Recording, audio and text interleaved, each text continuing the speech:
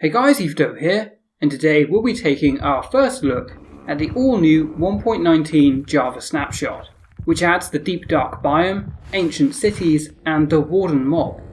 This mob has been a long time coming, after initially being planned for the 1.17 Caves and Cliffs update.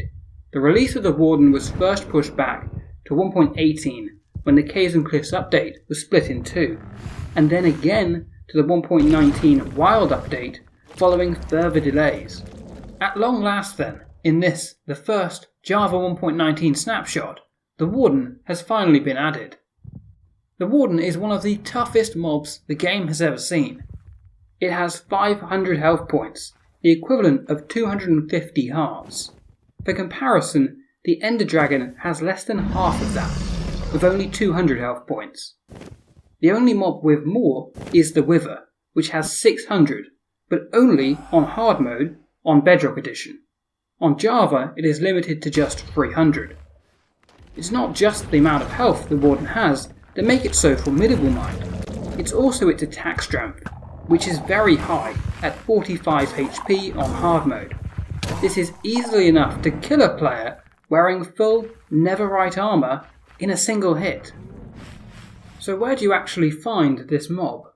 Well, the Warden can be found in the Deep Dark Biome, an all-new biome which is, unsurprisingly, found deep underground, below Y0. Remember that the world now stretches as low as minus Y64. The biome is made up of various types of Skulk blocks, many of which are actually important in the spawning of the Warden, so you'll need to know how they work. The two Skulk blocks most involved in the spawning of the Warden are the Skulk Sensors and the Skulk strucutres. The Skulk Sensor emits a redstone pulse when it detects vibrations within a 9-block radius around it. This can be set off by many things, such as the player walking nearby or gliding within an elytra, as well as other things like pistons extending or dogs drying themselves. The activation of the Skulk Sensor can set off nearby Skulk strucutres.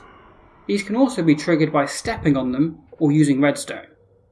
When these are activated, all players within 40 blocks are given the darkness effect for 12 seconds. A warning is also emitted which will alert the Warden to your presence, once the warning reaches level 3. At which point the Warden will appear. What this essentially means is if you make too much noise moving around the deep dark, you'll eventually alert the Warden that you're in its territory. When the Warden appears, it will search for nearby mobs and entities, including the player, based upon vibrations and smell. So it may not be best to simply run away. You may instead want to slowly and quietly back away, to avoid getting the Warden's attention. The Warden will search for a target for 60 seconds. If it doesn't find anything, it will go again, but if it does, it will anger and attack its target. At this point, stealthily slipping away is no longer an option, so you may as well run. If you're crazy enough to want to fight the Warden, then Smite is a good enchantment to have, as the Warden is classed as an undead mob, and is therefore especially vulnerable to this. As an undead mob, it is also damaged by potions of healing. However, poison and harming potions are ineffective on the Warden. In fact, the harming potion will heal it, so don't use those. And don't bother with shields either, as they will not parry the Warden's attacks. Given the attack strength of the Warden, avoiding being hit at all should be your priority. So projectiles could be the best option for dealing damage from a distance. Currently, the Warden does not drop anything if killed, as Mojang want the mob to be something you're supposed to run from rather than fight. But this may change when 1.19 is released. Besides the Warden then, what else is there to find in the Deep Dark Biome? Well, for starters, there are a couple more Skulk blocks we haven't discussed yet. These include Skulk blocks, Skulk catalysts, and Skulk vines. The Skulk blocks and the Skulk vines are purely decorative. These are the core blocks which make up the appearance of the biome. But what about the Skulk catalysts? Well, these are actually the blocks responsible for the Deep Dark Biome itself. If a mob dies within their vicinity, more Skulk blocks will appear around it, thereby expanding the biome. You can pick up any of these Sculk block variants using Silk Touch.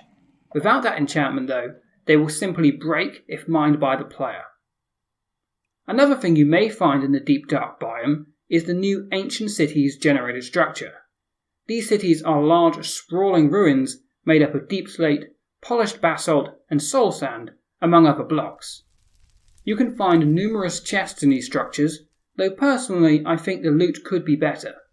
Beyond the Sculk blocks and occasional name tag or enchanted book, there isn't much else of worth yet, though this does include an all-new enchantment, the Swift Sneak enchantment, which allows you to move faster when sneaking if applied to your boots. One final thing you may find in the city that is worth coming here for are skeleton skulls. These are usually only dropped when a supercharged creeper kills a skeleton, which makes them very rare and sought after blocks. So it's great that Mojang have added another way to get them. Do bear in mind, of course, that this is only the first 1.19 snapshot. Things are subject to change. If you like to keep up to date with all the changes and new additions 1.19 will introduce, do consider subscribing for more videos like this one, and thanks for watching.